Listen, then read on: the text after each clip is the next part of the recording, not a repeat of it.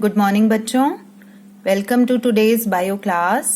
And today we are going to discuss a very important topic of genetics, and that topic is linkage and recombination.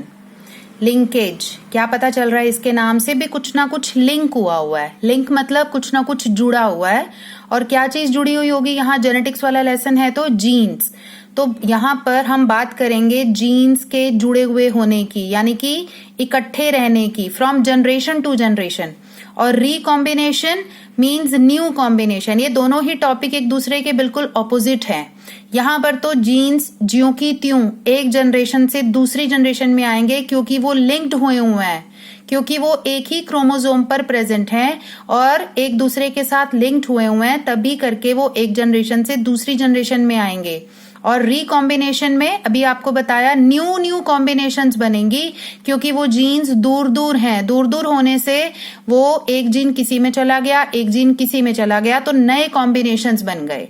इस cross को हम लोग इस तरह से समझते हैं.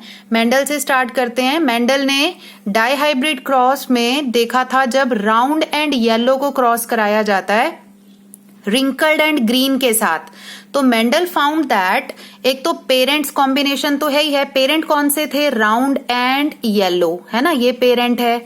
और दूसरा पेरेंट उन्होंने कौन सा लिया था? रिंकल्ड एंड ग्रीन का, है ना. तो अब मेंडल ने क्या देखा था? भी राउंड एंड येलो सबसे ज्यादा थे, यानी कि पेरेंटल कॉम्बिनेशन यहाँ पेरेंट्स वाले 9 थे. फिर इसकी परसेंटेज अगर हम निकालें तो इतनी परसेंटेज बन जाती है पेरेंट्स की. फिर अब राउंड और येलो तो पेरेंट थे, लेकिन राउंड के साथ क्या आ गया था? ग्रीन भी आ गया था. येलो के साथ क्या आ गया था? रिंकल्ड भी आ गया था. और एक और कॉम्बिनेशन बना था रिंकल्ड एंड ग्रीन का, वो तो एक ही था, है ना. तो मतलब कहने का मतलब है मेंडल ने भी देखा भी पेरेंट्स कॉम्बिनेशन भी आ रही हैं और न्यू कॉम्बिनेशंस भी काफी ज्यादा आई थी, यानी कि 3 और 3 6 नए कॉम्बिनेशंस बने थे मेंडल के टाइम डाइहाइब्रिड क्रॉस में. लेकिन मेंडल ने बच्चों उस टाइम लिंकेज की कोई बात नहीं की थी, बल्कि उन्होंने ये कहा था भी जितने भी जीन्स हैं ना वो इंडिपेंडेंटली वर्क करते हैं, जिसको हमने बोला था इंडिपेंडेंट असॉर्टमेंट, है ना. फिर लिंकेज की बात कब आई? उनकी डेथ के बाद 1884 में वो एक्सपायर हो गए थे. 1900 में आपको पता है 3 अलग अलग साइंटिस्ट ने उनके वर्क को रीडिस्कवर किया. 1902 में Walter Sutton and Theodor Boveri ने क्रोमोसोमल थ्योरी ऑफ इनहेरिटेंस दिया था, है ना. उन्होंने इस थ्योरी में उन्होंने भी पी प्लांट को लिया और पी प्लांट में ये देखा भी बहुत सारे फैक्टर्स उस पर ऐसे हैं जो इंडिपेंडेंट असॉर्टमेंट शो नहीं करते, बल्कि वो क्या शो कर रहे थे? लिंकेज फिनोमिना शो कर रहे थे. क्लियर है. तो सटन एंड बोवेरी ने सबसे पहले 1902 में पी प्लांट पर ही रिसर्च करते हुए क्या देखा? भी बहुत सारे जीन्स इंडिपेंडेंटली वर्क नहीं कर रहे थे. क्या कर रहे थे वो? लिंकेज. दे शो लिंकेज, क्योंकि वो जीन्स बहुत ही पास थे, इसीलिए उनको बाद में फिर लिंक्ड जीन्स का नाम दिया गया. अब 2 तरह के जीन्स यहाँ पर आ गए थे, सटन एंड बोवेरी ने सजेस्ट किए थे. One is the linked genes and another is the unlinked genes. अब लिंक्ड जीन्स कौन से होते हैं? जो एक ही क्रोमोसोम पर बहुत ही पास होते हैं, है ना. For example this is 1 chromosome. Homologous chromosome means same chromosome. अब ये जीन्स क्या है? दोनों बिल्कुल पास, तो ये अगली जनरेशन में एज इट इज जाते हैं because these genes are linked. और दूसरी तरफ अनलिंक्ड जीन्स कौन से होते हैं? जो दूर हैं. Suppose 1 gene is here and 1 gene is here. This is the homologous chromosome. 1 gene is here and 1 is here. तो जब क्रॉसिंग ओवर होगी ना, तो ये वाला जीन कहाँ चला गया? इसमें. और यहां पर जो जीन्स था वो यहां पर चला गया, तो कॉम्बिनेशन क्या बन गए? डिफरेंट बन गए. So these kind of genes are the unlinked genes. Clear है. And it was the year of 1910 जब T.H. मॉर्गन ने, T.H. मॉर्गन का पूरा नाम था Thomas Hunt Morgan. And as we know भी थॉमस हंट मॉर्गन को हम लोग फादर ऑफ एक्सपेरिमेंटल जेनेटिक्स बोलते हैं, है ना. और उन्होंने किस पर रिसर्च किया? ड्रोसोफिला पर. और ड्रोसोफिला का कॉमन नेम क्या है? Fruit fly. तो T.H. मॉर्गन ने लिंकेज को प्रूव किया था by did experiments on the Drosophila. Mendel ने कौन से एक्सपेरिमेंट किए थे? Dihybrid cross. Sutton and Boveri ने कौन सी थ्योरी दी थी? Chromosomal theory. तो उनको प्रूव करने के लिए इन 1910 थॉमस हंट मॉर्गन ने ड्रोसोफिला पर बहुत सारे डाइहाइब्रिड क्रॉसेस किए. डाइहाइब्रिड क्रॉसेस का मीनिंग आपको पता है, यानी कि दो दो ट्रेट्स को स्टडी किया।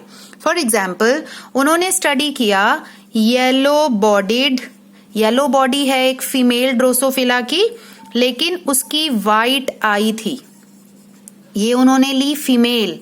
बच्चों जब भी ये ड्रोसोफिला पर क्रॉसेस करते हैं तो जो फीमेल के जो कैरेक्टर्स होते हैं ना, ये रिसेसिव ट्रेट्स माने जाते हैं। क्लियर? फिर से सुनो मैंने क्या बोला, जो फीमेल के जो ट्रेट्स होते हैं। अब यहाँ पर मैं मेल फीमेल की बात क्यों कर रही हूँ, क्योंकि थॉमस हंट मॉर्गन ने जो जीन्स स्टडी किए थे वो जीन्स कैसे थे, सेक्स लिंक्ड जीन्स थे।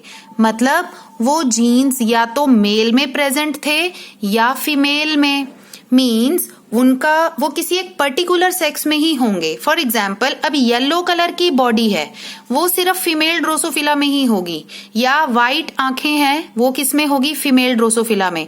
और ये ट्रेट्स लेकिन क्या थे, these are recessive, these are not dominant trait and these are recessive traits. और एक मजे की बात और, जो रिसेसिव ट्रेट्स होते हैं ना बच्चों, उन्हीं का फर्स्ट लेटर लिखकर हम लोग आगे ट्रेट्स को लिखते हैं। फॉर एग्जाम्पल हमने लिखा येलो के लिए हम लोग लगाएंगे Y और व्हाइट के लिए लगाएंगे W, और इसको हम लोग वाइल्ड टाइप भी बोलते हैं, तो इसलिए हम इसके ऊपर क्या लगा देंगे, प्लस लगा देंगे। Clear? On the other hand जो मेल था वो कैसा था, brown bodied with red eyes, और ये उन्होंने क्या लिया था, मेल लिया था। क्लियर? क्या लिया था, मेल लिया था। और इसको हम फिर क्या लिखेंगे, Y and W।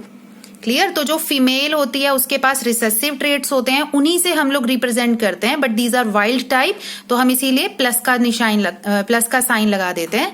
On the other hand जो मेल है जिसके पास जो डोमिनेंट ट्रेट्स हैं उसके पास हम क्या लगाएंगे, प्लस का साइन नहीं लगाएंगे, सिंपल हम लोग उसको स्मॉल लेटर से रिप्रेजेंट करते हैं। क्लियर है?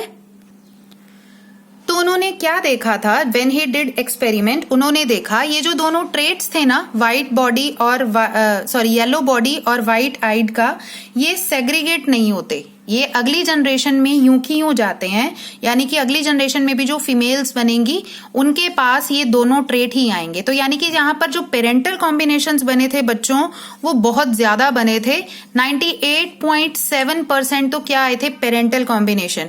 और सिर्फ जो रिकॉम्बिनेंट्स बने थे, जो नए कॉम्बिनेशन कैसे भी, येलो बॉडी के साथ रेड आईज आ गई या ब्राउन बॉडी के साथ व्हाइट आई आ गई, वो तो केवल इक्का दुक्का थे, यानी कि सिर्फ 1.7%।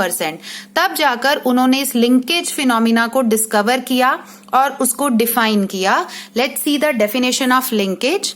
तो लिंकेज क्या होता है बच्चों, लिंकेज एक फिनोमिना है, ठीक है। Linkage is the phenomena of certain jeans, एक ऐसे फिनोमिना में जिसमें कुछ जीन्स इकट्ठे रहते हैं जब उनकी इनहेरिटेंस हो रही होती है, यानी कि जब वो एक जनरेशन से दूसरी जनरेशन में जाते हैं ना, वो जीन्स क्या है, हमेशा इकट्ठे रहते हैं विदाउट एनी चेंज, और उनमें कोई चेंज नहीं होता, कोई सेपरेशन नहीं होता। और ऐसा किस लिए होता है, because they are present on the same chromosomes, और सेम क्रोमोसोम्स को क्या बोलते हैं, होमोलोगस क्रोमोसोम्स भी बोलते हैं। क्या बोलते हैं, होमोलोगस क्रोमोसोम्स। क्लियर है? सो this is the definition of linkage.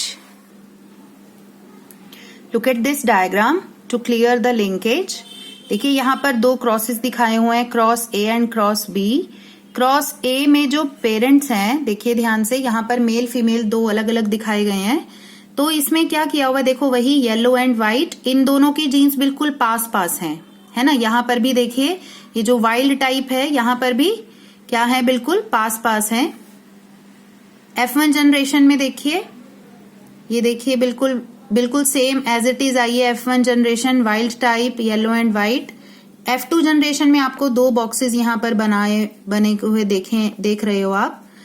तो यहाँ पर भी देखिए दोनों जीन्स बिल्कुल पास पास। पेरेंटल टाइप जो है वो कितनी है, 98.7, और जो नई कॉम्बिनेशंस बन रही हैं वो कितनी है, सिर्फ 1.3% है। नई कॉम्बिनेशंस कैसे, येलो बॉडी के साथ रेड आई और ब्राउन बॉडी के साथ व्हाइट आई। क्लियर? जबकि क्रॉस 2 में देखिए, क्रॉस बी में ये दोनों जीन्स क्या हैं, बहुत दूर दूर। यहाँ पर कैरेक्टर्स लिए हैं वाइट मिनिएचर और वाइल्ड टाइप, जीन्स बहुत दूर दूर हैं।